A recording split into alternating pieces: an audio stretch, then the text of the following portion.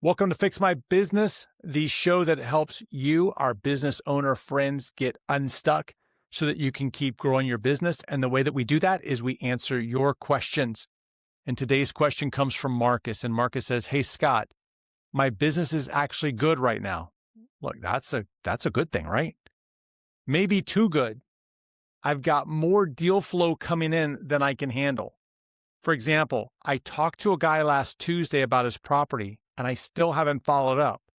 I know I'm losing business because of this, but I can't just ignore new leads either. I feel like I'm playing whack-a-mole and losing. How do I get ahead of this without hiring someone I can't afford yet? Marcus, I think that you're being short-sighted. And I also think that you're giving yourself an excuse when you say that you can't afford them. You're giving yourself an excuse, an out. And that's just, I think, the wrong approach. You see, there's two reasons that you hire someone. Number one is capability, meaning that no one on your team has the capability of doing this task or the desire to learn it. And that includes you. The second reason that you hire somebody is for capacity. You have a capacity problem. You can't take on more work. You're at your limit. You are now the weakest link. You are now the bottleneck. And the only way out of this loop is to hire someone. There's no other way out of it. Now, when you say that you can't afford someone, what I would challenge you with is to turn that around and say, how can I afford to hire someone?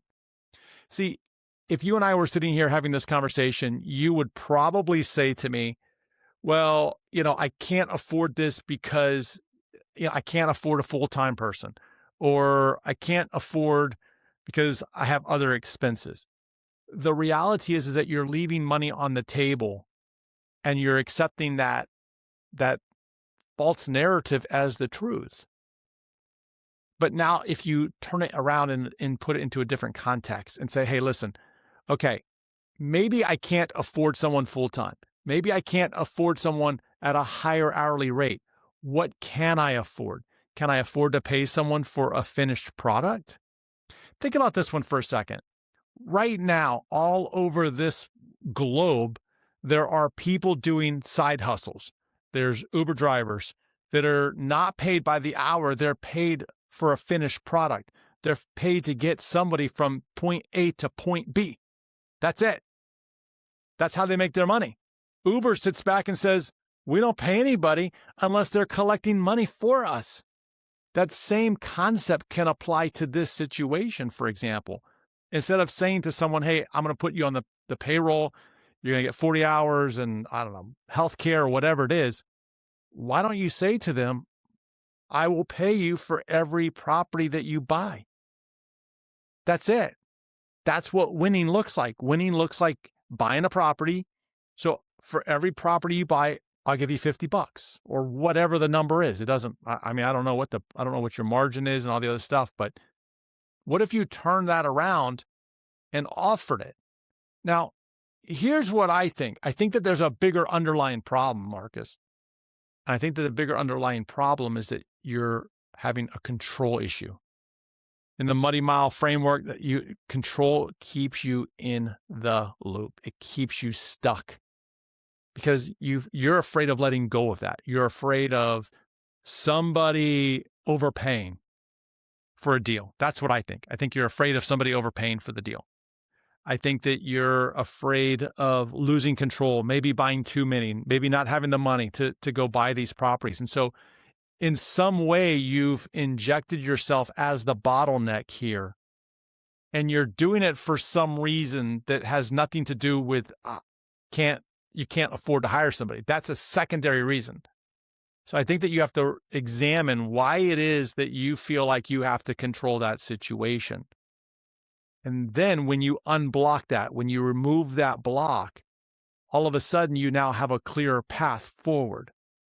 And when you remove that block and put it to the side, well, then you remove the bottleneck, you remove the obstacle, and then the spigot will flow again, and it will flow faster.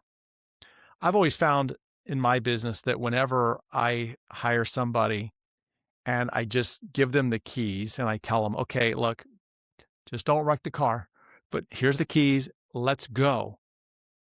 I'm doubling my time. I'm doubling my output.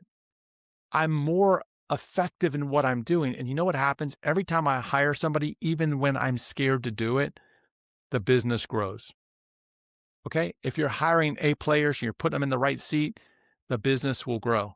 But you have to challenge yourself here. Why am I afraid to let this go?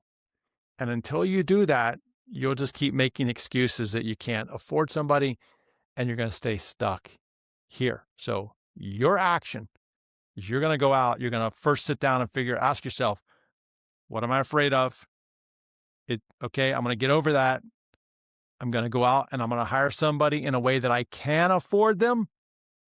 You're going to get out of the way, let magic happen, and then you're going to come to me with a different problem.